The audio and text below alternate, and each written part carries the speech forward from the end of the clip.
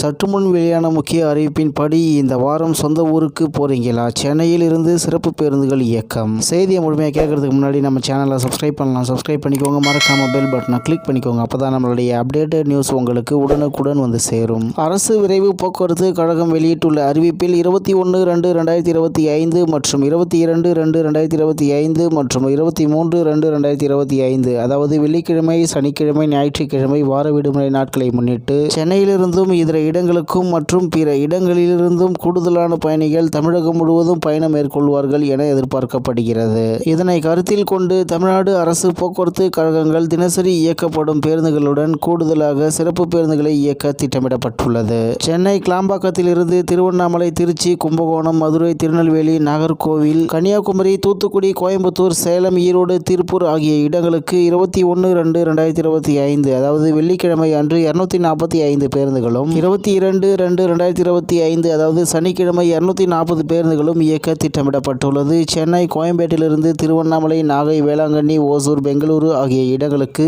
21/2/2025 அதாவது வெள்ளிக்கிழமை அன்று 51 பேருந்துகளும் 22/2/2025 சனிக்கிழமை அன்று 51 பேருந்துகளும் மேற்கூறிய இடங்களிலிருந்தும் இயக்க திட்டமிடப்பட்டுள்ளது. மேலும் மாதவரத்தில் இருந்து 21ஆம் தேதி அன்று 20 பேருந்துகளும் 22ஆம் தேதி அன்று 20 பேருந்துகளும் சிறப்பு பேருந்துகள் இயக்கப்படுகிறது. மேலும் ஞாயிறு அன்று சொந்த ஊர்களில் இருந்து சென்னை மற்றும் பெங்களூரு திரும்ப வசதியாக பயணிகளின் தேவைக்கேற்ப அனைத்து இடங்களிலிருந்தும் சிறப்பு பேருந்துகள் இயக்கிட திட்டமிடப்பட்டுள்ளது.